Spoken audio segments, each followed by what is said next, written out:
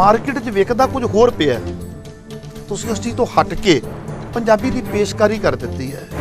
ਤੁਹਾਨੂੰ ਇਹ ਲੋੜ ਕਿਉਂ ਮਹਿਸੂਸ ਹੋਈ ਹੈ? ਅਸੀਂ ਪੰਜਾਬੀ ਮਾਂ ਬੋਲੀ ਦੇ ਵਿੱਚ ਗੀਤ ਲਿਖੇ ਹੈ, ਗੀਤ ਗਾਏ ਹੈ, ਔਰ ਮੈਂ ਪੰਜਾਬੀ 'ਚ ਕਹਿੰਦਾ ਹੁੰਦਾ ਕਿ ਮੇਰੀ ਕੋਈ ਔਕਾਤ ਨਹੀਂ ਹੈ ਜਾਂ ਮੇਰੀ ਕੋਈ ਏਡੀ ਵੱਡੀ ਕੁਆਲੀਫਿਕੇਸ਼ਨ ਨਹੀਂ ਹੈ।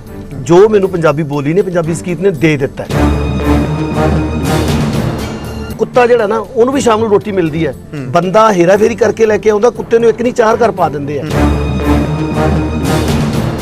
ਮੈਂ ਕੰਮ ਕਰਦਾ, ਮੈਂ ਨਹੀਂ ਕਹਿੰਦਾ ਮੇਰਾ ਗਾਣਾ ਹਿੱਟ ਹੋਵੇ ਨਾ ਹੋਵੇ, ਇਹ ਮੇਰਾ ਕੰਮ ਨਹੀਂ ਹੈ, ਕੰਪਨੀ ਦਾ ਕੰਮ ਹੈ। ਮੈਨੂੰ ਇੱਜ਼ਤ ਚਾਹੀਦੀ ਹੈ, ਰੋਟੀ ਘੱਟ ਚਾਹੀਦੀ ਹੈ।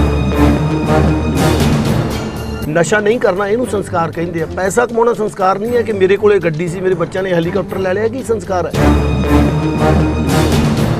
ਸੋ ਗੁਰਬਾਣੀ ਦੇ ਰਾਹੀਂ ਹੀ ਅਸੀਂ ਫਾਇਦੇ ਸਾਰੇ ਲੋਕਾਂ ਨੂੰ ਦੇ ਸਕਦੇ ਹਾਂ। ਬੱਚਿਆਂ ਨੂੰ ਗੁਰਬਾਣੀ ਰਾਹੀਂ ਅਸੀਂ ਪੰਜਾਬੀ ਸਿਖਾ ਸਕਦੇ। ਡੰਡਾ ਫੜ ਕੇ ਨਹੀਂ ਸਿਖਾਈ ਜਾਣੀ, ਹੁਣ ਤੱਕ ਡੰਡਾ ਫੜ ਕੇ ਸਿਖਾਈ ਹੈ, ਇਸ ਕਰਕੇ ਬੱਚੇ ਨਹੀਂ ਸਿੱਖਦੇ। ਦੇਸ਼ ਵਿਦੇਸ਼ ਦੇ ਸਾਰੇ ਹੀ ਦਰਸ਼ਕਾਂ ਦਾ ਤੁਹਾਡੇ ਆਪਣੇ ਸੇਵਕ ਹਰਪ੍ਰੀਤ ਸਿੰਘ ਮਖੂ ਵੱਲੋਂ ਤਹਿ ਦਿਲੋਂ ਸਵਾਗਤ ਹੈ। ਦਰਸ਼ਕੋ, ਜਿਵੇਂ ਤੁਹਾਨੂੰ ਪਤਾ ਹੈ ਕਿ ਕਿਸੇ ਨਾ ਕਿਸੇ ਸ਼ਖਸੀਅਤ ਨੂੰ ਤੁਹਾਡੇ ਰੂਬਰੂ ਕਰਦਾ ਮੈਂ, ਅਕਸਰ ਇਹ ਗੱਲ ਮੈਂ ਕਹਿਣਾ ਹੁੰਦਾ ਵਾਂ, ਜਦੋਂ ਕੋਈ ਚੰਗਾ ਕੰਮ ਕਰਦਾ ਹੈ, ਉਹ ਭਾਵੇਂ ਗਵਈਆ ਹੋਵੇ, ਉਹ ਭਾਵੇਂ ਕੋਈ ਰਾਜਨੀਤਿਕ ਧਿਰ ਹੋਵੇ, ਮੈਂ ਕਈ ਵਾਰੀ ਕਹਿਣਾ ਹੁੰਦਾ ਉਹ ਭਾਵੇਂ ਲਿਖਾਰੀ ਹੋਵੇ, ਕੋਈ ਵੀ ਹੋਵੇ, ਮੈਂ ਕੋਸ਼ਿਸ਼ ਕਰਦਾ ਹੁੰਦਾ ਵੀ ਉਹਨਾਂ ਨੂੰ ਤੁਹਾਡੇ ਰੂਬਰੂ ਕਰ ਦਿਆਂ। ਅਤੇ ਕਈ ਵਾਰੀ ਕੁਝ ਐਸੀਆਂ ਸ਼ਖਸੀਅਤਾਂ ਨੇ ਉਹ ਸਾਡੇ ਨਾਲ ਆਪ ਸੰਪਰਕ ਕਰਦੀਆਂ ਨੇ ਕਿ ਆਹ ਚੀਜ਼ ਹੈ, ਇਹ ਤੁਹਾਡੇ ਧਿਆਨ ਵਿੱਚ ਲਿਆਉਣੀ ਸੀ, ਅਤੇ ਸੁਣਨ ਤੋਂ ਬਾਅਦ ਜੇ ਤੁਹਾਨੂੰ ਚੰਗਾ ਲੱਗੇ ਤੁਸੀਂ ਆਪਣੇ ਚੈਨਲ ਦੇ ਉੱਪਰ ਇਸ ਚੀਜ਼ ਨੂੰ ਜ਼ਰੂਰ ਦਿਖਾਓ। ਮੈਂ ਤੁਹਾਨੂੰ ਜਿਸ ਸ਼ਖਸੀਅਤ ਨੂੰ ਮਿਲਾਉਣ ਜਾ ਰਿਹਾ ਹਾਂ, ਸੰਗੀਤਕਾਰ ਵੀ ਨੇ, ਗੀਤਕਾਰ ਵੀ ਨੇ, ਜੇ ਮੈਂ ਇਸ ਤੋਂ ਵੀ ਥੋੜ੍ਹੀ ਜਿਹੀ ਅੱਗੇ ਚੱਲਾਂ ਤੇ ਗਾਇਕ ਵੀ ਨੇ, ਸੁਰੀਲਾ ਕੰਠ ਵੀ ਹੈ। ਲੰਮਾ ਸਮਾਂ ਹੋ ਗਿਆ, ਬੜੇ ਐਸੇ ਇਹਨਾਂ ਦੇ ਗੀਤ ਬੜੇ ਮਕਬੂਲ ਵੀ ਹੋਏ, ਲੋਕ ਗੀਤ ਬਣ ਕੇ ਲੋਕਾਂ ਦੀ ਜ਼ੁਬਾਨ ਦੇ ਉੱਪਰ ਵੀ ਆਏ। ਤੁਹਾਨੂੰ ਉਹਨਾਂ ਗੀਤਾਂ ਦੇ ਅੰਦਰ ਨਾ ਕਦੀ ਲੱਚਰਤਾ ਬਹੁਤੀ ਦਿਸੇਗੀ। ਜੇ ਉਹਨਾਂ ਦੀ ਫਿਲਮ ਸ਼ੂਟਿੰਗ ਹੋ ਜਾਂਦੀ ਹੈ, ਗਾਣਾ ਸ਼ੂਟ ਹੋ ਜਾਂਦਾ ਹੈ, ਉਹਦੇ ਵਿੱਚ ਨਾ ਹੀ ਤੁਹਾਨੂੰ ਬਹੁਤ ਘੱਟ ਕੱਪੜਿਆਂ ਵਾਲੀਆਂ ਬੱਚੀਆਂ ਉਹਦੇ ਵਿੱਚ ਦਿਸਣਗੀਆਂ, ਮੇਰੇ ਖਿਆਲ ਦੇ ਵਿੱਚ ਦਿਸਣਗੀਆਂ ਹੀ ਨਹੀਂ। ਵਿਖਾਇਆ ਜਾਵੇਗਾ ਤੇ ਪੰਜਾਬ ਦਾ ਸੱਭਿਆਚਾਰ ਦਿਖਾਇਆ ਜਾਵੇਗਾ।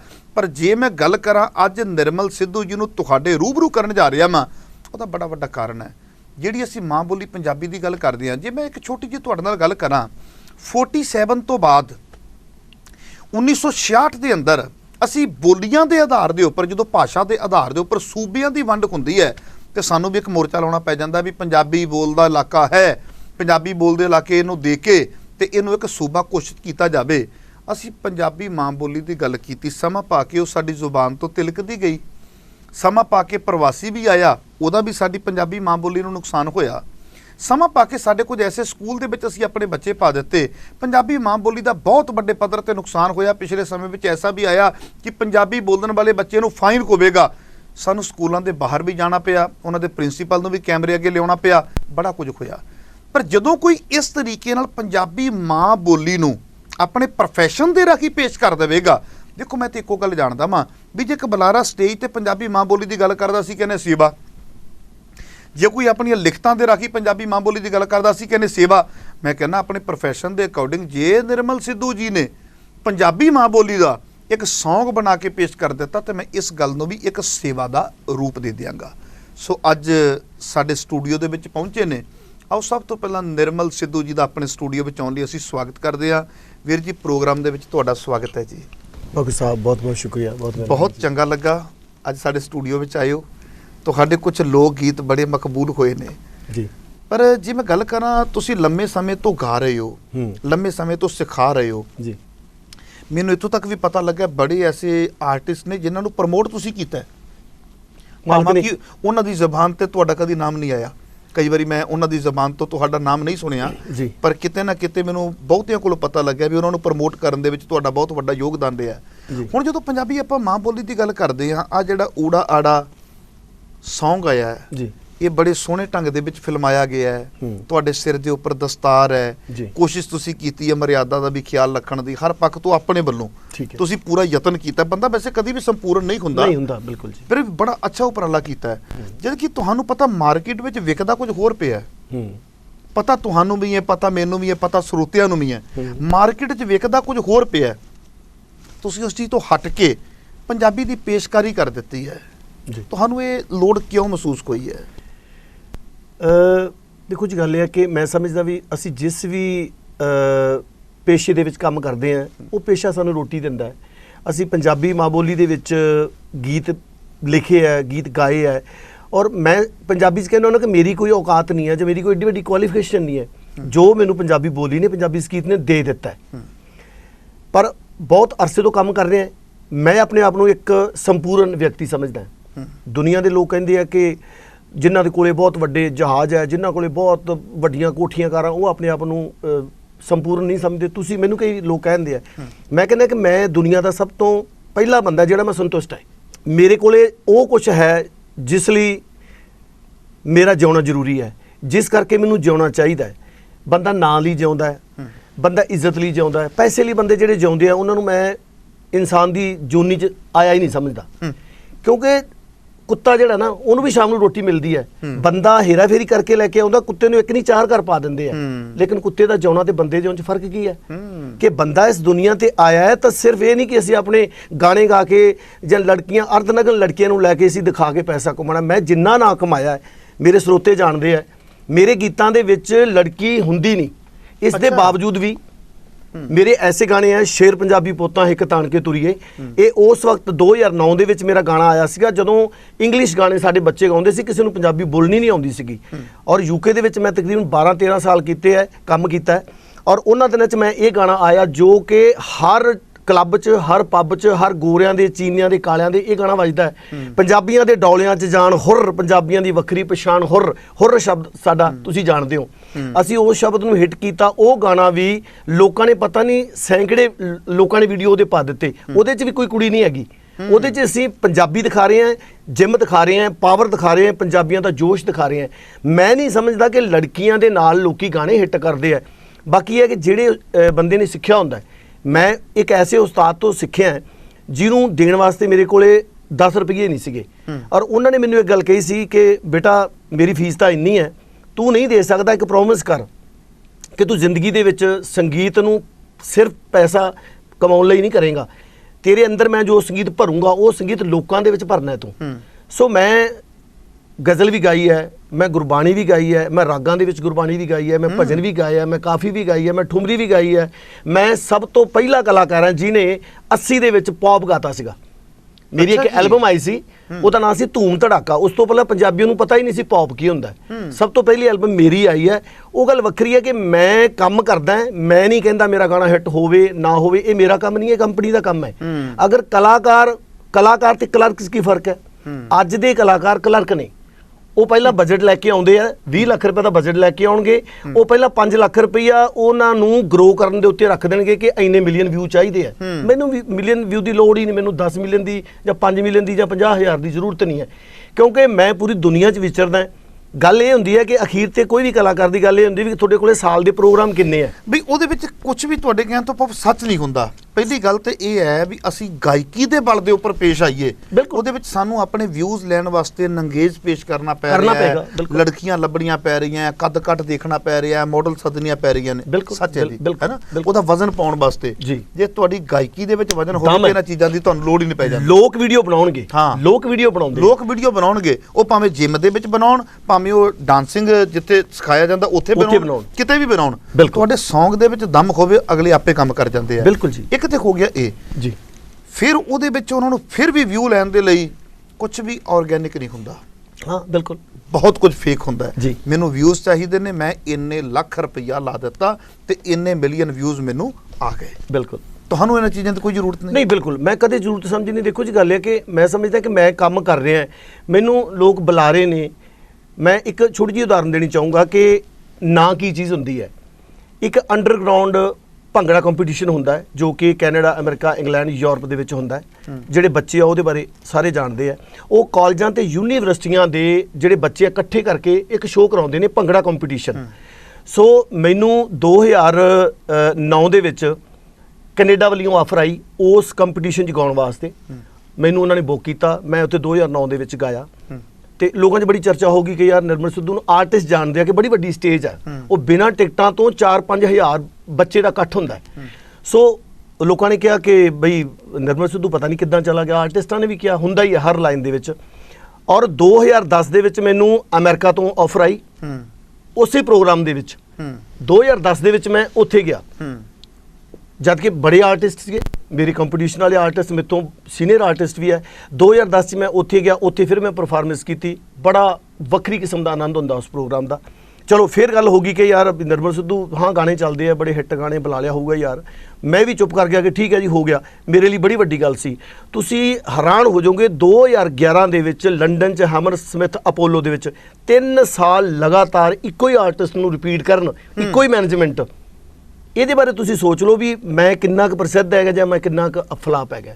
ਮੈਂ ਸਮਝਦਾ ਇਹ ਮੇਰੇ ਲਈ ਬੜੀ ਵੱਡੀ ਪ੍ਰਾਪਤੀ ਹੈ।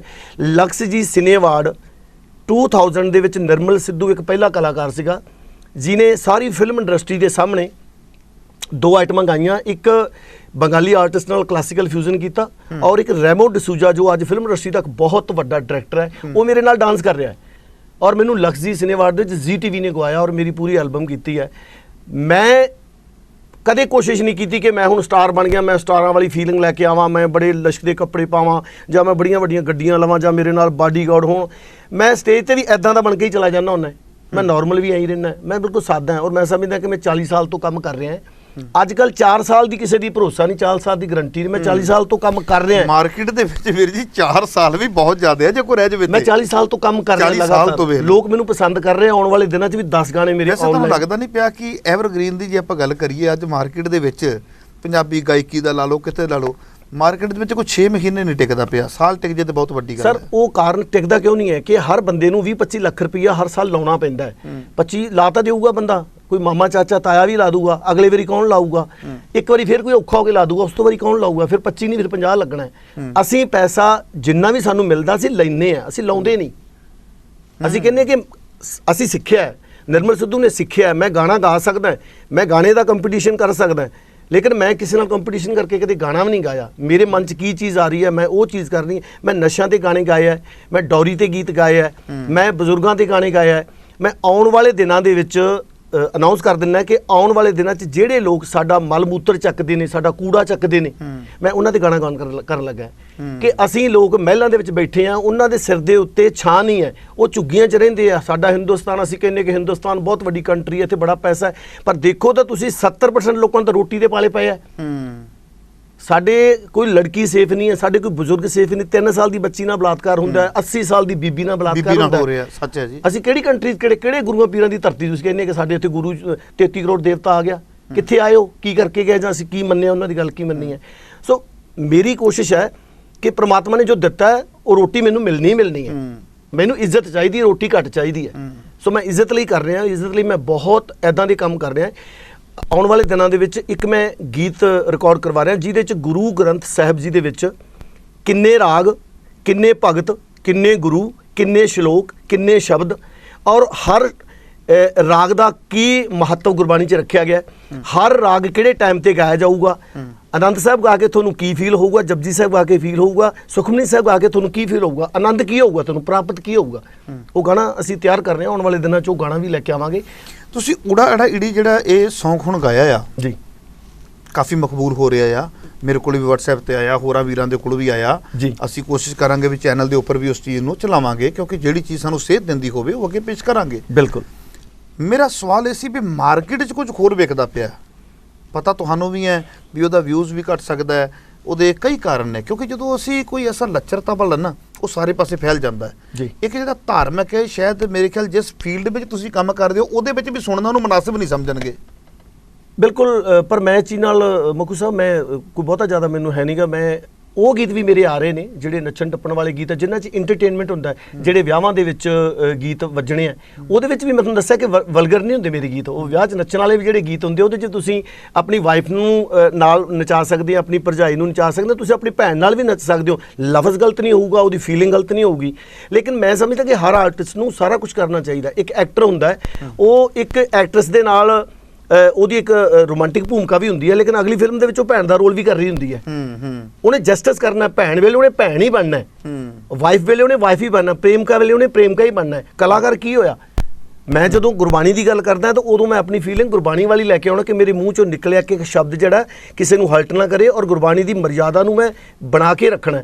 ਊੜਾ ਆੜਾ ਵਿੱਚ ਮੈਂ ਪੱਗ ਬੰਨੀ ਹੈ, ਮੈਂ ਬੱਚਿਆਂ ਨੂੰ ਲਿਆ, ਮੈਂ ਬੱਚਾ ਇੱਕ ਐਸਾ ਲਿਆ ਜਿਹੜਾ ਬੱਚਾ ਦਾਦੇ ਨਾਲ ਗੱਲ ਕਰਦਾ ਕਿ ਆਹ ਕੀ ਹੋਇਆ, ਉਹ ਕਹਿੰਦਾ ਕਣਕ ਹੈ, ਕਹਿੰਦਾ ਪਹਿਲਾਂ ਛੋਟੀ ਸੀ, ਕਹਿੰਦਾ ਹੁਣੇ ਵੱਡੀ ਹੋ ਜੂ, ਕਹਿੰਦਾ ਜੇ ਮੈਂ ਊੜਾ ਆੜਾ ਬੀਜਾਂ ਉਹ ਵੀ ਵੱਡਾ ਹੋਊਗਾ, ਉਹ ਕਹਿੰਦਾ ਹਾਂ ਵੱਡਾ ਹੋਊਗਾ। ਬੱਚਾ ਊੜਾ ਆੜਾ ਈੜੀ 3 ਸ਼ਬਦ ਬੀਜ ਕੇ ਜਾਂਦਾ ਹੈ ਔਰ ਰਾਤ ਨੂੰ ਸੁਪਨੇ 'ਚ ਦੇਰ ਬਾਅਦ ਉਹ ਦੇਖਦਾ ਕਿ ਮੇਰੀ ਊੜਾ ਆੜਾ, ਉਹ ਨਿੱਤ ਦੇਖਦਾ ਖੇਤ ਜਾ ਕੇ ਵੀ ਉੱਗੇ ਨਹੀਂ, ਔਰ ਇੱਕ ਦਿਨ ਜਾਂਦਾ ਤੇ ਉੱਥੇ ਸਾਰੀ 35 ਅੱਖਰੀ ਹੋ ਜਾਂਦੀ ਹੈ। ਇਹ ਸਾਡਾ ਮਕਸਦ ਸੀਗਾ ਕਿ ਜਿਹੜੇ ਬੱਚੇ ਹੈ, ਬੱਚਿਆਂ ਨੂੰ ਡੰਡੇ ਨਾਲ ਨਹੀਂ ਸਿਖਾ ਸਕਦੇ, ਪੰਜਾਬੀ ਸਿਖਾਉਣੀ ਬਹੁਤ ਜ਼ਰੂਰੀ ਹੈ। ਅਸੀਂ ਜਿੰਨਾ ਮਰਜ਼ੀ ਆਪਣੇ ਆਪ ਨੂੰ ਪੰਜਾਬੀ ਕਹਿ ਲਈਏ, ਅਸੀਂ ਤਰੱਕੀਆਂ ਬਹੁਤ ਕਰ ਲਈਆਂ, ਅਸੀਂ ਕੈਨੇਡਾ, ਅਮਰੀਕਾ, ਇੰਗਲੈਂਡ ਵਰਗੀਆਂ ਕੰਟਰੀਆਂ ਤੇ ਇੱਕ ਤਰ੍ਹਾਂ ਦਾ ਕਹਿ ਲਓ ਕਾਬਜ਼ ਹੀ ਹੋ ਗਏ ਹਾਂ। ਸਿੱਖਾਂ ਨੇ ਬਹੁਤ ਤਰੱਕੀ ਕੀਤੀ ਹੈ, ਬਟ ਇੱਕ ਚੀਜ਼ ਅਸੀਂ ਲੋਸਟ ਕਰ ਲਈ ਹੈ, ਉਹ ਹੈ ਕਿ ਸਾਡੇ ਸੰਸਕਾਰ ਜਿਹੜੇ ਸੀ, ਜਿਹੜੇ ਸਾਨੂੰ ਗੁਰੂਆਂ ਨੇ ਦਿੱਤੇ ਸੀ, ਜਿਹੜੇ ਗੁਰੂ ਨਾਨਕ ਦੇਵ ਜੀ ਨੇ ਦਿੱਤੇ ਹੈ, ਜਿਹੜੇ ਸਾਨੂੰ ਗੁਰੂ ਗੋਬਿੰਦ ਸਿੰਘ ਜੀ ਨੇ ਦਿੱਤੇ ਹੈ, ਗੁਰੂ ਤੇਗ ਬਹਾਦਰ ਜੀ ਨੇ ਦਿੱਤੇ ਹੈ, ਬਾਬਾ ਫਰੀਦ ਜੀ ਨੇ, ਕਬੀਰ ਜੀ ਨੇ ਦਿੱਤੇ, ਉਹ ਸੰਸਕਾਰ ਤਾਂ ਸਾਡੇ 'ਚ ਹੈ ਹੀ ਨਹੀਂ। ਇੱਥੋਂ ਤੱਕ ਕਿ ਅਸੀਂ ਆਪਣੀ ਜ਼ੁਬਾਨ ਭੁੱਲ ਗਏ ਹਾਂ। ਮੈਂ ਪਿਛਲੇ ਦਿਨਾਂ 'ਚ ਮੈਂ ਊੜਾ ਆੜਾ ਗਾਣਾ ਕਿਉਂ ਬਣਾਇਆ, ਮੈਂ ਕੁਝ ਸਕੂਲਾਂ ਦੇ ਵਿੱਚ ਗਿਆ, ਉਹਨਾਂ ਵਿੱਚ ਜਾ ਕੇ ਮੈਂ ਬੱਚਿਆਂ ਦੇ ਨਾਲ ਜਾ ਕੇ ਬੱਚਿਆਂ ਵਰਗਾ ਹੋ ਜਾਂਦਾ। ਮੈਂ ਬੱਚਿਆਂ ਨੂੰ ਕਿਹਾ ਮੈਨੂੰ ਊੜਾ ਆੜਾ ਨਹੀਂ ਆਉਂਦਾ, ਮੈਨੂੰ ਬੋਲ ਕੇ ਦੱਸੋ, ਮੈਨੂੰ ਸਿਖਾਓ। ਤਾਂ ਮੈਂ 2 4 5 10 ਬੱਚਿਆਂ ਨੂੰ ਸ਼ੂਟਿੰਗ ਕਰਨ ਕਿਸੇ ਹੋਰ ਗਾਣੇ ਦੀ ਗਿਆ ਸੀ, ਬੱਚਿਆਂ ਦੀ ਜ਼ਰੂਰਤ ਸੀ, ਬੱਚੇ ਲਏ ਸੀ ਅਸੀਂ। ਮੈਂ ਹੈਰਾਨ ਹੋ ਗਿਆ ਮਖੂ ਸਾਹਿਬ, ਉਹਦੇ 'ਚ ਅਸੀਂ ਘੱਟੋ ਘੱਟ 20 25 ਬੱਚਿਆਂ ਨੂੰ ਪੁੱਛਿਆ, ਮੈਨੂੰ ਲੱਗਦਾ ਕਿਸੇ ਨੂੰ ਊੜਾ ਆੜਾ ਕੱਕਾ ਖੱਕਾ, ਮਤਲਬ ਕਿ 2 4 ਬੱਚੇ ਆ ਜਿਨ੍ਹਾਂ ਨੇ ਊੜਾ ਆੜਾ ਈੜੀ ਸੱਸਾ ਹਾਹਾ ਬੋਲਿਆ, ਇਸ ਤੋਂ ਬਾਅਦ ਤਾਂ ਕਿਸੇ ਨੂੰ ਪਤਾ ਹੀ ਨਹੀਂ। ਔਰ ਮੈਂ ਹੈਰਾਨ ਹੋ ਗਿਆ ਕਿ ਇਹਨਾਂ ਬੱਚਿਆਂ ਨੂੰ ਤੁਸੀਂ ਪੁੱਛ ਲਓ ਸ਼ਾਹਰੁਖ ਖਾਨ ਦੇ ਪਿਓ ਦਾ ਕੀ ਨਾਮ ਹੈ, ਸ਼ਾਹਰੁਖ ਖਾਨ ਦੀ ਪਹਿਲੀ ਫਿਲਮ ਕਿਹੜੀ ਆਈ ਸੀ, ਸਭ ਤੋਂ ਪਹਿਲੀ ਫਿਲਮ ਕਲੜ ਕਿਹੜੀ ਆਈ ਸੀ, ਉਹਨਾਂ ਦੇ ਬੱਚੇ ਕਿੰਨੇ ਹੈ, ਸਾਰੇ ਐਕਟਰਾਂ ਬਾਰੇ ਪਤਾ ਹੈ, ਡਾਇਰੈਕਟਰਾਂ ਬਾਰੇ ਪਤਾ ਹੈ, ਮਿਊਜ਼ਿਕ ਡਾਇਰੈਕਟਰਾਂ ਬਾਰੇ ਪਤਾ ਹੈ, ਪੰਜਾਬੀ ਬਾਰੇ ਨਹੀਂ ਪਤਾ। ਤੇ ਸਾਡਾ ਤਰੀਕਾ ਹੈ, ਮਤਲਬ ਅਸੀਂ ਪੈਸਾ ਜਿੰਨਾ ਮਰਜ਼ੀ ਕਮਾ ਲਈਏ, ਤੇ ਮੈਂ ਕੋਸ਼ਿਸ਼ ਕੀਤੀ ਕਿ ਯਾਰ ਮੈਨੂੰ ਪੰਜਾਬੀ ਨੇ ਇੰਨਾ ਕੁਝ ਦਿੱਤਾ ਹੈ। ਮੈਂ ਤਾਂ ਪਹਿਲਾਂ ਦੱਸਿਆ ਕਿ ਮੈਂ ਸੰਤੁਸ਼ਟ ਹਾਂ, ਮੈਂ ਅਰਬਾਂਪਤੀ ਨਹੀਂ, ਕਰੋੜਾਂਪਤੀ ਨਹੀਂ, ਲੱਖਾਂਪਤੀ ਵੀ ਸ਼ਾਇਦ ਨਾ ਹੋਵਾਂ, ਪਰ ਮੈਂ ਅੰਦਰੋਂ ਖੁਸ਼ ਹਾਂ ਕਿ ਮੈਨੂੰ ਅਗਰ ਪ੍ਰਮਾਤਮਾ ਨੇ ਇਸ ਦੁਨੀਆ ਤੇ ਭੇਜਿਆ ਸੀ, ਜੇ ਮੈਨੂੰ ਆਵਾਜ਼ ਦਿੱਤੀ ਸੀ, ਮੈਨੂੰ ਮਿਊਜ਼ਿਕ ਦਿੱਤਾ ਸੀ, ਤੇ ਮੈਨੂੰ ਲੱਗਦਾ ਵੀ ਮੈਂ ਥੋੜਾ ਜਿਹਾ ਇਨਸਾਫ ਤਾਂ ਕਰ ਲਿਆ। ਜਿਹੜਾ ਰਹਿੰਦਾ ਹੈ ਹੁਣ ਮੈਨੂੰ ਪਰਵਾਹ ਨਹੀਂ, ਮੇਰੇ ਬੱਚੇ ਸੈਟਲ ਨੇ, ਇੰਗਲੈਂਡ ਸੈਟਲ ਹੈ ਮੇਰੇ ਬੱਚੇ ਮੇਰੇ ਕੰਮ ਕਰ ਰਹੇ ਆ। ਮੈਨੂੰ ਹਰ ਬਾਪ ਦੀ ਇੱਕੋ ਹੀ ਪ੍ਰੋਬਲਮ ਹੁੰਦੀ ਹੈ ਕਿ ਮੈਂ ਤਾਂ ਕੰਮ ਕਰ ਲਿਆ, ਜੇ ਮੇਰੇ ਬੱਚੇ ਨਸ਼ਈ ਹੋ ਗਏ, ਡਰਗੀ ਨਿਕਲ ਗਏ, ਤਾਂ ਮੇਰੇ ਤੇ ਕਲੰਕ ਲੱਗੂਗਾ। ਸੋ ਮੇਰੇ ਬੱਚੇ ਵੀ ਮੇਰੇ ਆਗਿਆਕਾਰ ਨੇ, ਇੰਨੇ ਪਿਆਰੇ ਬੱਚੇ ਨੇ, ਕੰਮ ਕਰਦੇ ਨੇ, ਉਹਨਾਂ ਦਾ ਇੱਕੋ ਹੀ ਸ਼ੌਕ ਹੈ ਕਿ ਸਾਨੂੰ ਜਿਮ ਡੇਲੀ ਚਾਹੀਦਾ, ਡੇਲੀ ਜਿਮ ਜਾਣਾ ਹੈ। ਡੈਡੀ ਕਹੂਗਾ ਵੀ ਮੇਰਾ ਕੰਮ ਕਰ ਦੇਣਗੇ, ਡੈਡੀ ਮੈਂ ਨਹੀਂ ਕੰਮ ਕਰ ਸਕਦਾ, ਜਿਮ ਨਹੀਂ ਮੈਂ ਛੱਡਣਾ। ਮੈਂ ਕਹਿੰਦਾ ਇਹਨੂੰ ਸੰਸਕਾਰ ਕਹਿੰਦੇ ਆ, ਨਸ਼ਾ ਨਹੀਂ ਕਰਨਾ ਇਹਨੂੰ ਸੰਸਕਾਰ ਕਹਿੰਦੇ ਆ। ਪੈਸਾ ਕਮਾਉਣਾ ਸੰਸਕਾਰ ਨਹੀਂ ਹੈ ਕਿ ਮੇਰੇ ਕੋਲੇ ਗੱਡੀ ਸੀ, ਮੇਰੇ ਬੱਚਿਆਂ ਨੇ ਹੈਲੀਕਾਪਟਰ ਲੈ ਲਿਆ, ਕੀ ਸੰਸਕਾਰ ਹੈ। ਸੋ ਮੈਂ ਕੋਸ਼ਿਸ਼ ਕੀਤੀ ਹੈ ਕਿ ਮੈਂ ਪੰਜਾਬੀ, ਮੈਂ ਜ਼ਿਕਰ ਕਰਨਾ ਚਾਹੂੰਗਾ ਕਿ ਮੈਕਸੀਕਨ ਇੱਕ ਗੋਰੀ ਹੈ ਜਿਹਨੇ ਗਾਣਾ ਸੁਣਿਆ, ਔਰ ਉਦੋਂ ਵੀਡੀਓ ਵੀ ਨਹੀਂ ਆਇਆ ਸੀਗਾ, ਉਹਨੇ ਗਾਣਾ ਸੁਣਿਆ, ਗਾਣਾ ਸੁਣ ਕੇ ਉਹ ਮੈਨੂੰ ਹੈਲੋ ਕਰਨ ਲੱਗ ਪਈ ਕਿਸੇ ਐਪ ਦੇ ਨਾਲ। ਉਹਨੂੰ ਤਾਂ ਇੰਗਲਿਸ਼ ਵੀ ਨਹੀਂ ਬੋਲਣੀ ਆਉਂਦੀ, ਆਪਣੀ ਭਾਸ਼ਾ 'ਚ ਮੈਨੂੰ ਬੋਲਦੀ ਸੀ, ਕਦੇ ਕਦੇ ਸਮਝ ਲੱਗਦਾ ਸੀਗਾ। ਤਾਂ ਫਿਰ ਉਹਨੇ ਮੈਨੂੰ ਸਮਝ ਲੱਗਿਆ ਕਿ ਇਹ ਪੰਜਾਬੀ ਸਿੱਖਣਾ ਚਾਹੁੰਦੀ, ਉਹ ਕਹਿੰਦੀ ਮੈਂ ਪੰਜਾਬੀ ਸਿੱਖਣਾ ਚਾਹੁੰਦੀ ਹਾਂ, ਮੈਂ ਤੁਹਾਡੇ ਗਾਣੇ 3-4 ਸਾਲ ਤੋਂ ਮੈਨੂੰ ਹੈਲੋ ਕਰ ਰਹੀ ਸੀ। ਤੁਸੀਂ YouTube ਤੇ ਜਾ ਕੇ ਦੇਖ ਸਕਦੇ ਹੋ, ਉਸ ਮੈਕਸੀਕਨ ਗੋਰੀ ਨੇ ਪੂਰਾ ਊੜਾ ਆੜਾ ਈੜੀ ਗੀਤ 6.5 ਮਿੰਟ ਦਾ ਗੀਤ ਹੈ, ਉਹਨੇ ਗਾ ਕੇ ਭੇਜਿਆ ਔਰ ਵਾਇਰਲ ਹੋਇਆ ਬਹੁਤ ਜ਼ਿਆਦਾ। ਜਗਬਾਣੀ ਔਰ ਹੋਰ ਬਹੁਤ ਸਾਰੇ ਚੈਨਲ ਨੇ ਉਹ ਚੱਕ ਲਿਆ। ਉਹਨੂੰ ਦੇਖ ਕੇ ਨਿੱਕੇ ਨਿੱਕੇ ਬੱਚੇ ਸਾਨੂੰ ਡੇਲੀ 5 7 10 ਵੀਡੀਓ ਆਉਂਦੇ ਆ, ਜਿਹੜੇ ਨਿੱਕੇ ਨਿੱਕੇ ਬੱਚੇ ਆ, ਨਹੀਂ ਉਹ ਤਾਂ ਤੁਹਾਨੂੰ ਪ੍ਰਮੋਟ ਕਰ ਰਹੇ ਆ। ਉਹਨਾਂ ਨੇ ਮੈਂ ਤੁਹਾਡੇ ਹੱਕ ਦੇ ਵਿੱਚ ਵੀਡੀਓ ਪਾਈਆਂ ਦੇਖੀਆਂ ਨੇ, ਜਿਹੜੇ ਲੋਕਾਂ ਨੇ ਤੁਹਾਡੇ ਹੱਕ ਦੇ ਵਿੱਚ ਵੀਡੀਓ ਪਾਈਆਂ ਵੀ ਨਿਰਮਲ ਸਿੱਧੂ ਜੀ ਤੁਸੀਂ ਪੰਜਾਬੀ ਮਾਂ ਬੋਲੀ ਦੀ ਇਸ ਗੀਤ ਰਾਹੀਂ ਸੇਵਾ ਕੀਤੀ ਹੈ।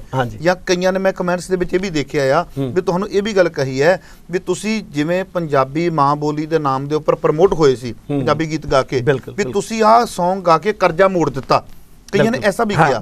ਬਟ ਇੱਕ ਸਵਾਲ ਮਨ ਦੇ ਵਿੱਚ ਆ ਰਿਹਾ, ਮੈਨੂੰ ਪਤਾ ਲੱਗਾ ਹੈ ਵੀ ਜਿਵੇਂ ਤੁਸੀਂ ਉਹਦੀ ਵੀਡੀਓ ਤਿਆਰ ਕੀਤੀ ਹੈ, ਡਿੱਟੋ ਜਿਹਾ ਕਰਕੇ ਥੋੜੇ ਬਹੁਤੇ ਫਰਕ ਪਾ ਕੇ, ਸ਼ਬਦਾਂ ਦਾ ਹੇਰ ਫੇਰ ਪਾ ਕੇ ਤੁਹਾਡੇ ਗਾਣੇ ਨੂੰ ਥੱਲੇ ਲਾਉਣ ਦਾ ਯਤਨ ਕੀਤਾ ਜਾ ਰਿਹਾ। ਨਹੀਂ, ਮੈਂ ਇਹਦੇ ਬਾਰੇ ਹੋਰ ਸਮਝਦਾ ਮਖੂ ਸਾਹਿਬ, ਮੈਂ ਸਮਝਦਾ ਕਿ ਮੇਰੀ ਮਨਸ਼ਾ ਹੀ ਇਹ ਹੈ। ਮੇਰੀ ਮਨਸ਼ਾ ਤਾਂ ਇਹ ਹੈ ਕਿ ਇਹ ਊੜਾ ਆੜਾ ਗੀਤ ਮੈਂ ਜਿਹੜਾ ਬਣਾਇਆ ਹੈ, ਹਰ ਬੱਚਾ ਇਹਨੂੰ ਗਾਵੇ, ਇਸ ਗੀਤ ਨੂੰ ਗਾਵੇ, ਹਰ ਪ੍ਰੋਗਰਾਮ ਤੇ ਗਾਵੇ, ਮੇਰਾ ਨਾਂ ਹੀ ਨਾ ਲਵੇ, ਮੇਰਾ ਨਾਂ ਲੈਣ ਦੀ ਲੋੜ ਨਹੀਂ, ਮੇਰਾ ਮਕਸਦ ਹੀ ਨਹੀਂ ਹੈ। ਇਹਦੇ 10 15 20 50 ਵੀਡੀਓ ਬਣ ਜਾਣ, ਮੇਰਾ ਕਿਤੇ ਜ਼ਿਕਰ ਨਾ ਆਵੇ। ਮੇਰੀ ਤਾਂ ਮਨਸ਼ਾ ਹੀ ਇਹ ਹੈ ਕਿ ਹਰ ਬੰਦਾ 35 ਅੱਖਰੀ ਦੇ ਗੀਤ ਬਣਾਵੇ, ਹਰ ਬੰਦਾ ਜਿਹੜਾ ਨਾ ਆਪਦਾ ਦਸਵੰਧ ਕੱਢੇ ਕਿ ਅਸੀਂ ਦੂਜੇ ਗਾਣੇ ਵੀ ਗਾਉਣੇ ਆ, ਕਲਚਰ ਦੇ ਵਿੱਚ ਰਹਿਣਾ, ਤੁਸੀਂ ਕੰਪੀਟੀਸ਼ਨ ਕਰਨਾ ਪਏਗਾ। ਲੇਕਿਨ ਗੱਲ ਹੈ ਕਿ ਤੁਹਾਨੂੰ ਇਹ ਕੰਮ ਵੀ ਕਰਨਾ ਚਾਹੀਦਾ। ਮੈਂ ਤਾਂ ਆਪਣੇ ਆਪ ਨੂੰ ਸਫਲ ਸਮਝਦਾ। ਜਦੋਂ ਮੈਂ ਦੇਖਿਆ, ਮੈਨੂੰ ਸਾਰੇ ਜਿਹੜੀ ਟੀਮ ਉਹ ਦੱਸਦੀ ਆ, ਲਓ ਜੀ ਇਹ ਗਾਣੇ ਦੀ ਨਕਲ ਆ ਗਈ, ਇਹਨਾਂ ਤੇ ਆਪਾਂ ਕੇਸ ਕਰ ਦਈਏ, ਇਹਨਾਂ ਦਾ YouTube ਚੈਨਲ ਬੰਦ ਕਰਾ ਦਈਏ। ਮੈਂ ਕਿਹਾ ਨਹੀਂ, ਬਿਲਕੁਲ ਨਹੀਂ, ਇਹਨਾਂ ਦਾ ਨੰਬਰ ਲੱਭੋ, ਇਹਨਾਂ ਨੂੰ ਥੈਂਕਸ ਕਰੋ ਕਿ ਦੋਸਤਾ ਤੇਰੀ ਬਹੁਤ ਮਿਹਰਬਾਨੀ, ਮੈਂ ਤਾਂ ਉਹ ਪੋਸਟ ਵੀ ਪਾਉਂਗਾ, ਮੈਂ ਉਹਨਾਂ ਦਾ YouTube ਚੈਨਲ ਪ੍ਰਮੋਟ ਵੀ ਕਰੂੰਗਾ। ਤੁਹਾਡੇ ਵਿਊਜ਼ ਖਤਮ ਹੁੰਦੇ ਨੇ? ਨਹੀਂ, ਮੇਰੇ ਹੋ ਜਾਣ, ਕੋਈ ਮੈਨੂੰ ਵਿਊ ਦਾ ਮਤਲਬ ਹੀ ਨਹੀਂ ਕੋਈ। ਮੇਰਾ ਤਾਂ ਮਕਸਦ ਹੀ ਮਖੂ ਸਾਹਿਬ ਹੋ ਰਿਹਾ ਕਿ ਪੰਜਾਬੀ ਮਾਂ ਬੋਲੀ। ਪਰ ਐਸਾ ਨਹੀਂ ਨਾ ਵੀ ਨਿਰਮਲ ਸਿੱਧੂ ਨੇ ਮਿਹਨਤ ਕੀਤੀ ਹੈ, ਨਿਰਮਲ ਸਿੱਧੂ ਅੱਗੇ ਲੈ ਕੇ ਆ ਗਏ, ਨਿਰਮਲ ਸਿੱਧੂ ਦੇ Song ਨੂੰ ਦੱਬ ਕੇ 10 ਉੱਤੇ ਹੋਰ ਆ ਗਏ। ਫਿਰ ਮੈਂ ਉਹਨਾਂ ਦਾ ਗਾਣਾ ਸ਼ੇਅਰ ਕਰੂੰਗਾ, ਕੱਲ ਨੂੰ ਤੁਸੀਂ ਦੇਖੋਗੇ ਮੈਂ ਉਹਨਾਂ ਦਾ ਗਾਣਾ ਸ਼ੇਅਰ ਕਰਕੇ ਥੈਂਕਸ ਕਰੂੰਗਾ ਕਿ ਭਾਈ ਤੁਸੀਂ ਗਾਣਾ ਕੱਢਿਆ, ਤੁਹਾਡਾ ਗਾਣਾ ਕਰੋੜਾਂ ਵਿਊ ਹੋ ਜੇ, ਮੇਰਾ ਮਦੀ ਨਾ ਹੋਵੇ। ਪਰ ਗਾਇਕ ਦਾ ਸਭ ਤੋਂ ਵੱਡੀ ਮੁਸੀਬਤ ਉਹਦੇ ਲਈ ਇਹ ਹੁੰਦੀ ਹੈ ਜਦੋਂ ਕੋਈ ਗਾ ਰਿਹਾ ਹੁੰਦਾ ਹੈ ਨਾ, ਉਹਦੇ ਕੋਈ Song ਨੂੰ ਕਾਪੀ ਮਾਰ ਜੇ, ਉਹਦੀ ਕੋਈ ਵੀਡੀਓ ਨੂੰ ਕਾਪੀ, ਉਹ ਪਿੱਟ ਸਿਆਪਾ ਪਾ ਲੈਂਦਾ ਹੈ। ਗੱਲ ਇਹ ਹੈ ਜੀ, ਸਾਡੀ ਦੁਨੀਆ ਦੇ ਵਿੱਚ ਨਾ ਜਿਹੜੇ ਹੈ ਗੁਰਬਾਣੀ ਦੇ ਵਿੱਚ 18 10 20 48 ਰਾਗਾਂ ਦੀ ਗੱਲ ਕੀਤੀ ਹੈ। ਵੈਸੇ 10 ਥਾਟ ਹੈ ਸਿਰਫ ਪੂਰੀ ਦੁਨੀਆ ਤੇ। 10 ਥਾਟਾਂ ਦੇ ਵਿੱਚ ਰਾਗ 10 ਹੀ ਮੰਨ ਲਓ ਤੁਸੀਂ, 10 ਹੀ ਰਾਗ ਹੈ, ਅੱਗੇ ਉਹਨਾਂ ਦੀਆਂ ਰਾਗਣੀਆਂ ਆ ਗਈਆਂ। ਕਿੰਨਾ ਕੁ ਚੇਂਜ ਕਰ ਲਓਗੇ ਤੁਸੀਂ? ਸੰਗੀਤ ਨੂੰ ਬੜਾ ਜ਼ਿਆਦਾ ਚੇਂਜ ਤੁਸੀਂ ਕਰ ਹੀ ਨਹੀਂ ਸਕਦੇ। ਜਿਹੜੇ ਬੰਦੇ ਕਹਿੰਦੇ ਮੇਰਾ ਗਾਣਾ ਹੈ, ਮੇਰੀ ਕੰਪੋਜੀਸ਼ਨ ਹੈ, ਮੇਰੀ ਕੰਪੋਜੀਸ਼ਨ ਹੈ, ਮੈਂ ਸਮਝਦਾ ਹੁੰਦਾ ਕਈ ਵਾਰੀ ਵੀ ਉਹ ਬੰਦੇ ਨਾ ਸਮਝ ਨੇ, ਉਹਨਾਂ ਨੂੰ ਸਮਝ ਨਹੀਂ ਹੈ। ਹਰ ਗਾਣਾ ਕਿਸੇ ਨਾ ਕਿਸੇ ਗਾਣੇ ਤੋਂ ਪ੍ਰਭਾਵਿਤ ਹੁੰਦਾ ਹੈ, ਹਰ ਸ਼ਬਦ ਕਿਸੇ ਨਾ ਕਿਸੇ ਸ਼ਬਦ ਤੋਂ ਪ੍ਰਭਾਵਿਤ ਹੁੰਦਾ ਹੈ। ਸੋ ਇਹਦੇ ਤੇ ਆਪਣਾ ਮਨ ਕੁਛ ਨਹੀਂ। ਸਮੁੰਦਰ ਤੇ ਕੌਣ ਬੰਦਾ ਕਬਜ਼ਾ ਕਰ ਲੂਗਾ? ਕਿਹੜੀ ਕੰਟਰੀ ਜਿਹੜੀ ਕਹੂਗੀ ਸਾਰਾ ਸਮੁੰਦਰ ਤੇ ਮੇਰਾ ਕਬਜ਼ਾ ਹੈ? ਤੁਸੀਂ ਏਰੀਆ ਹੀ ਵੰਡ ਲਓਗੇ ਨਾ ਕਿ ਇੰਨਾ ਕਿ ਮੇਰਾ ਹਿੰਦੁਸਤਾਨ ਨਾਲ ਲੱਗਦਾ, ਇੰਡਾਨਾ ਹੈ, ਜੇ ਯੂਕੇ ਨਾਲ ਲੱਗਦਾ ਤਾਂ ਇੰਨਾ ਹੀ ਕਰ ਲਓਗੇ, ਸਮੁੰਦਰ ਤੇ ਨਹੀਂ ਕਰ ਸਕਦੇ। ਸੰਗੀਤ ਤੇ ਕੋਈ ਕਬਜ਼ਾ ਜਿਹੜਾ ਕਰਦਾ ਨਾ ਸਮਝ ਹੈ, ਅਣਜਾਣ ਹੈ, ਉਹਨੂੰ ਪਤਾ ਹੀ ਨਹੀਂ ਸੰਗੀਤ ਬਾਰੇ। ਸੋ ਮੈਂ ਸਮਝਦਾ ਕਿ ਮੈਂ ਜਿਹੜੀ ਚੀਜ਼ ਕਰ ਲਈ ਹੈ, ਮੈਂ ਊੜਾ ਆੜਾ ਗਾਣਾ ਜਿਹੜਾ ਹੈ, ਮੈਂ ਦੱਸ ਦੇਣਾ ਚਾਹੁੰਦਾ ਸਰੋਤਿਆਂ ਨੂੰ ਕਿ ਅੱਜ ਤੋਂ ਕੋਈ 40 ਸਾਲ ਪਹਿਲਾਂ ਮਨਜੀਤ ਤੇ ਜਗਜੀਤ ਫਿਲਮ ਆਈ ਸੀ ਜੀ, ਆਈ ਸੀ। ਮੈਂ ਸਭ ਤੋਂ ਪਹਿਲੀ ਫਿਲਮ ਹੀ ਉਹ ਦੇਖੀ ਸੀ ਔਰ ਮੇਰੇ ਤੇ ਉਸ ਫਿਲਮ ਦਾ ਇੰਨਾ ਅਸਰ ਹੋਇਆ ਸੀ। ਉਹਦੇ 'ਚ ਇੰਨਾ ਪਿਆਰਾ ਸੰਗੀਤ ਸੀਗਾ, ਇੰਨੇ ਵਧੀਆ ਗਾਣੇ ਸੀਗੇ ਉਹਦੇ ਵਿੱਚ ਸੀ। ਇਹ ਊੜਾ ਆੜਾ ਈੜੀ ਸੱਸਾ ਹਾਹਾ ਬੋਲਣਾ ਕਦੇ ਨਾ ਡੋਲਣਾ। ਲੇਕਿਨ ਉਹਦਾ ਮਕਸਦ ਇੱਕ ਇਹ ਸੀਗਾ ਕਿ ਕਲਾਸ ਦੇ ਵਿੱਚ ਬੈਠੇ ਆ, ਡਾਕੂ ਆਇਆ, ਡਾਕੂ ਲੁਕਿਆ ਹੋਇਆ, ਸਿਰ ਉਹ ਬੱਚਿਆਂ ਨੂੰ ਐਂਟਰਟੇਨਮੈਂਟ ਕਰਨਾ, ਉਹਦੇ ਸਿੱਖਿਆ ਨਹੀਂ ਸੀ। ਮੇਰੇ ਗਾਣੇ ਦੇ ਵਿੱਚ ਅਸੀਂ 4 ਸਾਹਿਬਜ਼ਾਦਿਆਂ ਦੀ ਗੱਲ ਕੀਤੀ ਹੈ। ਤੱਤਾ ਤਾਪਮਨ ਧਰਤੀ ਦਾ ਵਧਿਆ। ਅਸੀਂ ਜਿਹੜੇ ਅੱਜ ਕੱਲ੍ਹ ਸਿੰਗਰਾਂ ਨੇ ਗੰਦਲੀ ਗਾਇਕੀ ਗਾਈ ਹੈ ਨਾ, ਟੈਂਕਾ ਟਕੂਏ ਗੰਡਾਸੇ ਹਥਿਆਰਾਂ ਦੇ ਠੱਠਾ ਠੋਕ ਦੇਣ ਵਾਲੇ ਗੀਤ ਗਾਉਂਦੇ ਨੇ। ਅਸੀਂ ਗੱਲ ਕੀਤੀ ਹੈ ਤੱਤਾ ਤਾਪਮਨ ਧਰਤੀ ਦਾ ਵਧਿਆ, ਥੱਥਾ ਥਾਂ ਥਾਂ ਤੋਂ ਅਸੀਂ ਰੁੱਖ ਵੱਢ ਤੇ। ਮੈਂ ਤਾਂ ਇਹਦੇ ਵਿੱਚ ਕੀ ਨਸ਼ੇ ਦੀ ਗੱਲ ਹੈ, ਕੀ ਬੇਰੁਜ਼ਗਾਰੀ ਦੀ ਗੱਲ ਹੈ, ਨਹੀਂ, ਇਹ ਲੱਖੀ ਭਵਾਨੀਗੜ੍ਹ ਹੈ ਜੀ, ਮੁੰਡਾ ਯੰਗ ਹੈ, ਮੁੰਡਾ ਬਹੁਤ ਹੀ ਖੂਬਸੂਰਤ ਲਿਖਦਾ, ਬੜੀ ਅੱਛੀ ਕਲਮ ਹੈ ਔਰ ਵੀਡੀਓ ਲਿਖਿਆ ਮੁੰਡੇ ਨੇ। ਮੈਂ ਆਪ Song ਸੁਣ ਰਿਹਾ ਸਾਂ, ਬਹੁਤ ਖੁਸ਼ੀ ਹੋਈ, ਬਾ ਕਮਾਲ। ਮੈਨੂੰ ਲੱਗਦਾ ਨਹੀਂ ਜੀ ਕੋਈ ਐਸਾ ਵਿਸ਼ਾ ਛੱਡਿਆ ਹੀ ਨਹੀਂ ਉਹਨੇ ਜਿਹੜਾ ਇਹਦੇ ਵਿੱਚ ਗੱਲ ਨਹੀਂ ਕੀਤੀ ਗਈ, ਜਦ ਕਿ ਸਾਡੇ ਕੋਲੇ ਲਿਮਿਟ ਸੀ ਇੱਕ ਕਿ ਅਸੀਂ 3 ਮਿੰਟ ਦਾ ਗਾਣਾ ਹੁੰਦਾ ਲੇਕਿਨ ਅਸੀਂ 6.5 ਮਿੰਟ ਦਾ ਗੀਤ ਫਿਰ ਵੀ ਬਣ ਗਿਆ। ਤੇ ਜੇ ਅਸੀਂ ਸਹੀ ਸਾਰਾ ਬਣਾਉਂਦੇ ਤਾਂ ਸ਼ਾਇਦ 8 ਮਿੰਟ ਦਾ ਚਾਹੀਦਾ, ਜੋ ਕਿ ਬਹੁਤ ਵੱਡਾ ਸੀਗਾ। ਸੋ ਮੱਗੂ ਸਾਹਿਬ, ਮੇਰਾ ਮਕਸਦ ਇਸ ਗਾਣੇ ਪ੍ਰਤੀ ਇਹ ਹੈ ਕਿ ਮੈਨੂੰ ਚਾਹੇ ਮੇਰਾ ਕੈਰੀਅਰ ਵੀ ਮਤਲਬ ਇਹਦੇ 'ਚੋਂ ਸਾਈਡ ਤੇ ਚਲਾ ਜਾਵੇ, ਤਾਂ ਹੁਣ ਵੈਸੇ ਵੀ ਜਿੰਨਾ ਕੰਮ ਕਰ ਲਿਆ।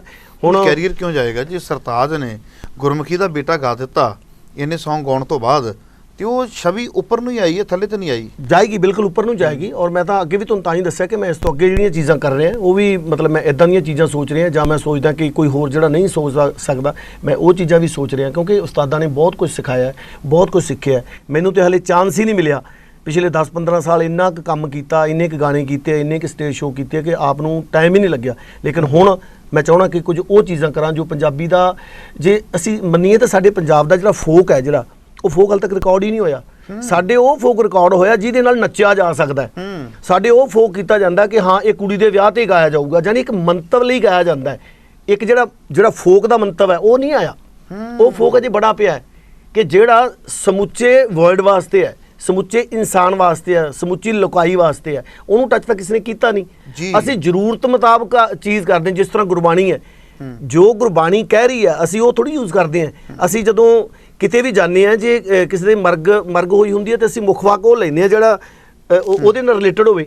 ਜੇ ਕਿਸੇ ਦੇ ਘਰੇ ਖੁਸ਼ੀ ਹੋਵੇ ਤਾਂ ਅਸੀਂ ਰਾਗ ਸੋਰਠੀ ਲੈ ਕੇ ਆਵਾਂਗੇ ਨਾ, ਅਸੀਂ ਉਹ ਲੈਂਦੇ ਹਾਂ। ਅਸੀਂ ਦੇਖਦੇ ਹਾਂ ਕਿ ਗੁਰਬਾਣੀ ਕਿਤੇ ਇਹ ਨਾ ਹੋ ਜਾਏ ਕਿ ਮਰਗ ਦੇ ਭੋਗ ਦੇ ਉੱਤੇ ਅਸੀਂ ਖੁਸ਼ੀ ਦੀ ਗੱਲ ਕਰ ਦਈਏ। ਗੁਰਬਾਣੀ ਦਾ ਤਾਂ ਮੰਤਵ ਨਹੀਂ ਇਹ, ਗੁਰਬਾਣੀ ਦਾ ਤਾਂ ਮੰਤਵ ਹੀ ਕੁਝ ਹੋਰ ਹੈ। ਸੋ ਅਸੀਂ ਆਪਣੇ ਸੋਗ ਤੇ ਰਹੇ ਨਿਆਰੋ, ਬਿਲਕੁਲ ਅਸੀਂ ਤਾਂ ਆਪਣੇ ਮੰਤਵ ਲਈ, ਆਪਣੇ ਕਾਰਜ ਲਈ, ਆਪਣੇ ਪੈਸੇ ਲਈ, ਬਿਜ਼ਨਸ ਨੂੰ ਅੱਗੇ ਪ੍ਰਮੋਟ ਕਰਨ ਵਾਸਤੇ ਹਰ ਬੰਦਾ ਕਰਦਾ। ਪਰ ਮੈਂ ਸਮਝਦਾ ਕਿ ਕਰਨਾ ਚਾਹੀਦਾ, ਰੋਟੀ ਖਾਣੀ ਬਹੁਤ ਜ਼ਰੂਰੀ ਹੈ, ਪਰ ਕਿਸੇ ਨੂੰ ਗੁੰਮਰਾਹ ਨਹੀਂ ਕਰਨਾ ਚਾਹੀਦਾ, ਕੌਮ ਨੂੰ ਗੁੰਮਰਾਹ ਨਹੀਂ ਕਰਨਾ ਚਾਹੀਦਾ, ਸੰਗਤ ਨੂੰ ਗੁੰਮਰਾਹ ਨਹੀਂ ਕਰਨਾ ਚਾਹੀਦਾ। ਕੋਈ ਅਗਰ ਲਿਸਨਰ ਹੈ, ਬਾਬੇ ਨਾਨਕ ਦਾ ਲਿਸਨਰ ਹੈ, ਤਾਂ ਉਹਨੂੰ ਗੁੰਮਰਾਹ ਕਰਕੇ ਨਹੀਂ ਅਸੀਂ ਉਹ ਤੋਂ ਲੈਣਾ, ਅਸੀਂ ਉਹਨੂੰ ਸਹੀ ਦੱਸ ਕੇ ਲੈਣਾ ਜੀ। ਜੇ ਕੋਈ ਰਾਮ ਦਾ ਲਿਸਨਰ ਹੈ ਉਹਨੂੰ ਤੁਸੀਂ ਰਾਮ ਬਾਰੇ ਦੱਸੋ, ਜੇ ਕੋਈ ਮੌਲਾ ਦਾ ਲਿਸਨਰ ਹੈ ਉਹਨੂੰ ਮੌਲਾ ਬਾਰੇ ਦੱਸੋ। ਤੁਸੀਂ ਗੁੰਮਰਾਹ ਨਹੀਂ ਕਰਨਾ ਚਾਹੀਦਾ ਜੀ।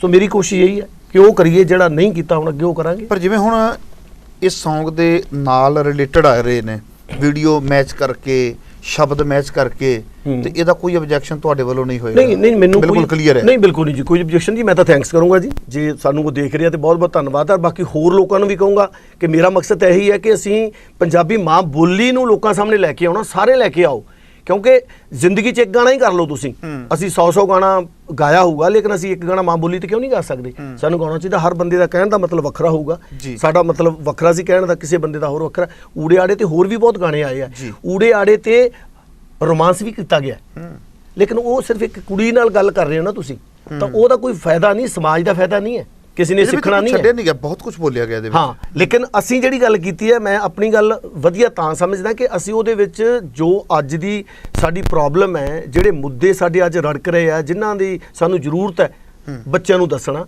ਉਹ ਗੁਰਬਾਣੀ ਨੂੰ ਅਸੀਂ ਵਿੱਚ ਨਾਲ ਕਿਉਂ ਜੋੜਿਆ? ਕਿ ਗੁਰਬਾਣੀ ਜੋੜਨ ਦੇ ਨਾਲ ਹਰ ਬੰਦਾ ਜਿਹੜਾ ਇਸ ਚੀਜ਼ ਨੂੰ ਬੜੇ ਅੱਛੇ ਤਰੀਕੇ ਨਾਲ ਲੈਂਦਾ ਜੀ, ਅੱਖਾਂ ਮੀਚ ਕੇ ਲਾਏਗਾ, ਉਹਦੇ ਤੇ ਅਸਰ ਜਲਦੀ ਹੋਏਗਾ। ਗੁਰਬਾਣੀ ਦਾ ਜ਼ਿਕਰ ਕਰਕੇ ਜਦੋਂ ਤੁਸੀਂ ਗੱਲ ਕਰੋਗੇ, ਗੁਰਦੁਆਰਾ ਸਾਹਿਬ 'ਚ ਜਾ ਕੇ ਸਾਨੂੰ ਕੋਈ ਬੇਨਤੀ ਕਰਦਾ, ਅਸੀਂ ਸਾਰੇ ਐਂ ਕਰਕੇ ਸੁਣਦੇ ਹਾਂ। ਉਹੀ ਗੱਲ ਪੰਚਾਇਤ ਦੇ ਵਿੱਚ ਜਦੋਂ ਸਾਨੂੰ ਕੋਈ ਬੰਦਾ ਕਹਿੰਦਾ, ਅਸੀਂ ਤਾਂ ਹੱਥ ਥੋੜੀ ਜੋੜਦੇ ਹਾਂ, ਉੱਥੇ ਅਸੀਂ ਐਂ ਕਰਕੇ ਬੈਠਦੇ ਹਾਂ।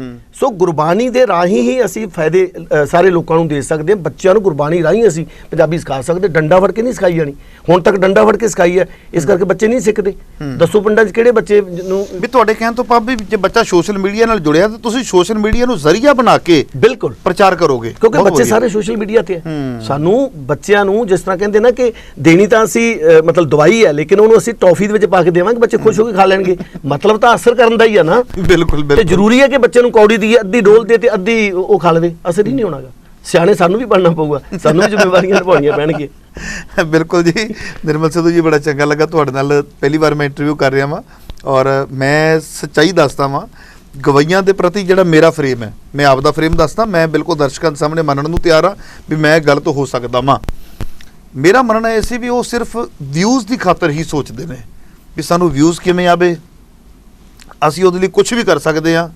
ਲੜਕੀ ਦੀ ਹਾਈਟ ਇੰਨੀ ਹੋਣੀ ਚਾਹੀਦੀ ਹੈ, ਲੜਕੀ ਦਾ ਇਸ ਤਰ੍ਹਾਂ ਹੋਣਾ ਚਾਹੀਦਾ ਵੀ ਬਹੁਤ ਕੁਝ ਉਹਦੇ ਵਿੱਚ, ਕੱਪੜੇ ਇਸ ਕਿਸਮ ਦੇ ਚਾਹੀਦੇ ਨੇ, ਲੋਕੇਸ਼ਨ ਇਸ ਕਿਸਮ ਦੀ ਕਾਇਦਾ ਸਿਲੈਕਸ਼ਨ ਹੁੰਦੀ ਹੈ ਜੀ, ਬਹੁਤ ਕੁਝ। ਬੜੇ ਵਿੱਚ ਰਹੇ ਹੋ, ਬੜੇ ਸਿਲੈਕਸ਼ਨ ਕਰਦੇ ਨੇ ਜੀ ਜੀ ਜੀ ਜੀ। 50 ਲੜਕੀਆਂ ਦੇਖਦੇ ਆ, ਉਹਨਾਂ ਵਿੱਚੋਂ ਇੱਕ ਚੁਣਦੇ ਆ, ਫਿਰ ਇਹ ਦੇਖਦੇ ਆ। ਇਹਦੇ ਮੈਂ ਪਿੱਛੇ ਇੱਕ ਮੇਰੇ ਦੋਸਤ ਦਾ ਵੀਡੀਓ ਬਣਾ ਸੀ ਬੰਬੇ, ਤਾਂ ਬੜਾ ਅੱਛਾ, ਬੜਾ ਨਾਮਵਰ ਵੀਡੀਓ ਡਾਇਰੈਕਟਰ ਹੈ ਜਗਮੀਤ ਬੱਲ, ਬਹੁਤ ਕ੍ਰੀਏਟਿਵ ਹੈ, ਉਹਦੇ ਵਰਗਾ ਬੰਦਾ ਕ੍ਰੀਏਟਿਵ ਕੋਈ ਨਹੀਂ ਹੈ।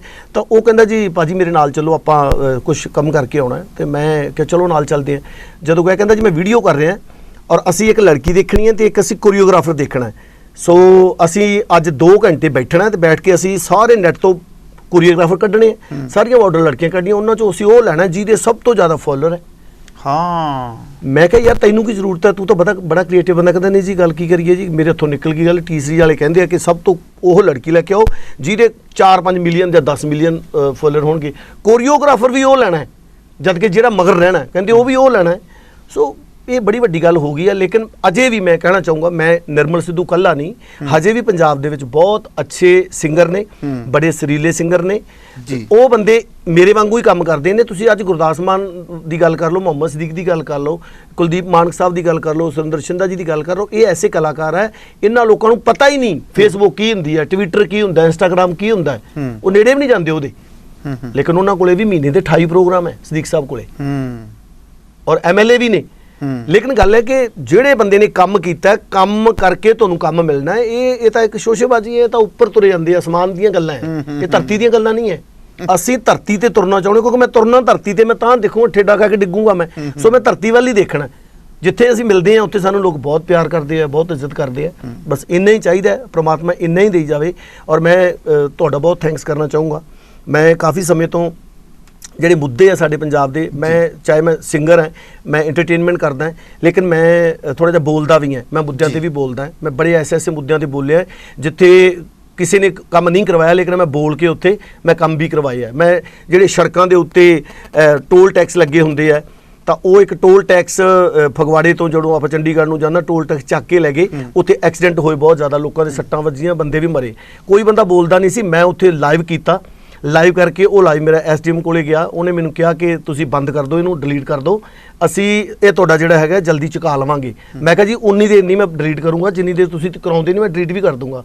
ਉਸ ਤੋਂ ਬਾਅਦ ਸਾਡੇ ਚੰਦਬਾਜਾ ਫਰੀਦਕੋਟ ਦੇ ਕੋਲੇ ਹੈ, ਫਲਾਈ ਓਵਰ ਦੇ ਉੱਤੇ ਕੋਈ ਵਾਇਰ ਜਾਰੀ ਸੀਗੀ ਔਰ ਉੱਥੇ ਘੱਟੋ ਘੱਟ 8 ਮਹੀਨੇ ਵਾਇਰ ਜਾਰੀ ਸੀ, ਸਾਰਾ ਟ੍ਰੈਫਿਕ ਥੱਲੇੋਂ ਦੀ ਜਾ ਰਿਹਾ ਸੀ, ਐਕਸੀਡੈਂਟ ਹੋਏ, ਉੱਥੇ ਵੀ ਬੰਦੇ ਮਰੇ।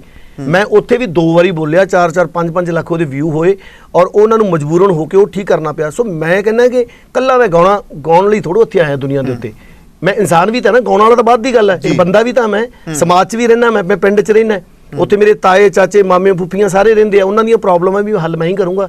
ਜੇ ਮੈਂ ਕਰ ਸਕਦਾ ਤਾਂ ਮੈਂ ਕਰੂੰਗਾ, ਜੇ ਆਪਰੇਸ਼ਨ ਤਾਂ ਡਾਕਟਰ ਨਹੀਂ ਕਰਨਾ, ਮੈਂ ਨਹੀਂ ਨਾ ਕਰ ਸਕਦਾ। ਸੋ ਇਹ ਮੈਂ ਕਰ ਸਕਦਾ, ਮੇਰਾ ਹੀ ਫਰਜ਼ ਹੈ। ਮੈਂ ਤੁਹਾਡੇ ਪ੍ਰੋਗਰਾਮ ਬਹੁਤ ਚਿਰ ਤੋਂ ਸੁਣਦਾ ਔਰ ਤੁਸੀਂ ਜਿਹੜੀ ਗੱਲ ਕਰਦੇ ਹੋ, ਤੁਸੀਂ ਕ੍ਰਿਟੀਸਾਈਜ਼ ਜਿਹੜੀ ਗੱਲ ਦੀ ਕਰਦੇ ਹੋ ਔਰ ਤੁਸੀਂ ਇੱਕ ਠੋਕ ਕੇ ਗੱਲ ਕਰਦੇ ਹੋ। ਇਹ ਨਹੀਂ ਹੈ ਕਿ ਕੋਈ ਤੁਹਾਡੇ ਕੋਲੇ ਪ੍ਰੈਜ਼ੈਂਟਰ ਆ ਗਿਆ ਤੁਸੀਂ ਪ੍ਰਭਾਵਿਤ ਹੋ ਕੇ ਉਸ ਬੰਦੇ ਦੀ ਜੈਸ ਕਰੋਗੇ। ਤੁਹਾਡੇ ਵਰਗੇ ਲੋਕਾਂ ਦੀ ਸਾਨੂੰ ਇਸ ਵਕਤ ਸਾਡੇ ਸਮਾਜ ਦੇ ਵਿੱਚ ਬਹੁਤ ਵੱਡੀ ਜ਼ਰੂਰਤ ਹੈ। ਰੀਅਲੀ ਮੈਂ ਤੁਹਾਡਾ ਥੈਂਕ ਯੂ ਕਰਨਾ ਚਾਹੂੰਗਾ। ਮੈਂ ਤਾਂ ਤੁਹਾਡਾ ਫੈਨ ਸੀਗਾ ਜੀ, ਹੁਣ ਵੀ ਫੈਨ ਹਾਂ ਮੈਂ ਤੁਹਾਡਾ, ਤੇ ਤੁਹਾਨੂੰ ਮਿਲ ਕੇ ਮੈਨੂੰ ਬਹੁਤ ਚੰਗਾ ਫੈਨ ਹੋ ਗਿਆ। ਜਿਹੜਾ ਊੜਾ ਐਡਾ ਆਈਡੀ ਹੈ, ਮੈਂ ਤੇ ਅੱਜ ਜਦੋਂ ਸੁਣਿਆ ਗੱਡੀ ਦੇ ਵਿੱਚ ਤੇ ਉਹ ਸੁਣਨ ਤੋਂ ਬਾਅਦ ਮੈਨੂੰ ਲੱਗਿਆ ਵੀ ਇਹਦੇ ਵਿੱਚ ਕੋਈ ਐਸੀ ਚੀਜ਼ ਛੱਡੀ ਨਹੀਂ ਗਈ ਔਰ ਹਕੀਕਤ ਹੈ। ਬਿਲਕੁਲ ਇਹਦੇ ਵਿੱਚ ਲੱਚਰ ਗਾਇਕੀ ਦਾ ਜ਼ਿਕਰ ਆ ਗਿਆ, ਇਹਦੇ ਵਿੱਚ ਧਰਤੀ ਦੇ ਵੱਧਦਾ ਤਾਪਮਾਨ ਜਿਹੜਾ ਹਰੇਕ ਨੂੰ ਪੂਰੇ ਵਰਲਡ ਦੇ ਵਿੱਚ ਗਲੋਬਲ ਵਾਰਮਿੰਗ ਦਾ ਰੌਲਾ ਪੈ ਰਿਹਾ ਹੈ। ਬਿਲਕੁਲ ਜੀ, ਉਹਦੇ ਵਿੱਚ ਉਹ ਵੀ ਸਾਰਾ ਜ਼ਿਕਰ ਆ ਗਿਆ। ਰੁੱਖ ਕਈ ਕੰਟਰੀ ਨੇ ਬਕਾਇਦਾ ਨਿਯਮ ਬਣਾ ਦਿੱਤਾ ਆ ਕਿ ਇੱਥੇ ਕੋਈ ਰੁੱਖ ਕੱਟਿਆ ਨਹੀਂ ਜਾਏਗਾ, ਉਹ ਸਾਰੇ ਜ਼ਿਕਰ ਵਿੱਚ ਆ ਗਏ। ਇਸ ਕਰਕੇ ਦਿਲ ਦੀਆਂ ਗਹਿਰਾਈਆਂ ਤੋਂ ਅਸੀਂ ਤੁਹਾਡੇ ਅਕਾਲ ਚੈਨਲ ਦੀ ਸਮੁੱਚੀ ਟੀਮ ਵੱਲੋਂ ਧੰਨਵਾਦੀ ਹਾਂ ਵੀ ਸਾਡੇ ਨਿੱਕੀ ਜਿਹੀ ਬੇਨਤੀ ਨੂੰ ਪ੍ਰਵਾਨ ਕਰਕੇ ਸਾਡੇ ਸਟੂਡੀਓ ਦੇ ਵਿੱਚ ਆਏ ਹੋ। ਸੋ ਦੋਸਤੋ, ਮੈਂ ਤੁਹਾਨੂੰ ਦੱਸ ਦੇਣਾ ਚਾਹੁੰਦਾ, ਮੈਨੂੰ ਗੱਲ ਬੜੀ ਚੰਗੀ ਲੱਗੀ ਨਿਰਮਲ ਸਿੱਧੂ ਜੀ ਦੀ, ਔਰ ਇਹਨਾਂ ਨੇ ਇੱਕ ਗੱਲ ਕਹਿ ਕੇ ਇੰਜ ਕਹਿ ਲਈਏ ਵੀ ਦਿਲ ਜਿੱਤ ਲਿਆ। ਆਮ ਕਰਕੇ ਹੁੰਦਾ ਹੈ, ਹਾਏ ਮੇਰੀ ਫਲਾਣੇ ਬੰਦੇ ਨੇ ਕਾਪੀ ਕਰ ਲਈ, ਹਾਏ ਮੇਰੀ ਮਿਹਨਤ ਤੇ ਪਾਣੀ ਫਿਰ ਗਿਆ, ਹਾਏ ਹੁਣ ਸਾਰਾ ਟ੍ਰੈਫਿਕ ਇੱਕ ਪਾਸੇ ਹੋ ਜਾਣਾ, ਹਾਏ ਮੇਰੇ ਵਿਊ ਮਰ ਜਾਣੇ, ਹਾਏ ਮੇਰਾ ਸੌਂਗ ਦੱਬਿਆ ਗਿਆ। ਬਹੁਤਾਤ ਰੌਲਾ ਹੁੰਦਾ ਹੈ ਜੋ ਅਕਸਰ ਹੀ ਮੈਂ ਸੁਣਦਾ ਵਾਂ ਔਰ ਲੰਮੇ ਸਮੇਂ ਤੋਂ ਸੁਣਦਾ ਆ ਰਿਹਾ ਵਾਂ। ਪਰ ਮੈਂ ਪਹਿਲੀ ਵਾਰ ਇਹ ਚੀਜ਼ ਸੁਣੀ ਹੈ ਜਿਨ੍ਹਾਂ ਨੇ ਇਹ ਗੱਲ ਕਹੀ ਹੈ ਵੀ ਜੇ ਉਸ ਸੌਂਗ ਨੂੰ ਕੋਈ ਕਾਪੀ ਕਰ ਲੈਂਦਾ ਹੈ ਜਾਂ ਉਹ ਸੌਂਗ ਨੂੰ ਕਿਸੇ ਤਰੀਕੇ ਕੋਈ ਉਹਦੇ ਵਿੱਚ ਵੀਡੀਓ ਦਾ ਥੋੜ੍ਹਾ ਬਹੁਤਾ ਹੇਰ ਫੇਰ ਕਰਕੇ ਕਰ ਲੈਂਦਾ ਹੈ, ਕਹਿੰਦੇ ਮੈਨੂੰ ਕੋਈ ਓਬਜੈਕਸ਼ਨ ਨਹੀਂ। ਮੈਂ ਸੋਚਦਾ ਕਿ ਘੱਟੋ ਘੱਟ ਜਿਹੜੀ ਪੰਜਾਬੀ ਮਾਂ ਬੋਲੀ ਦੀ ਮੈਂ ਸੇਵਾ ਕੀਤੀ ਹੈ, ਕੁਛ ਰੋਲ ਉਹਨੇ ਵੀ ਅਦਾ ਕਰ ਦਿੱਤਾ, ਕਹਿੰਦੇ ਮੈਂ ਥੈਂਕਸ ਕਰਾਂਗਾ।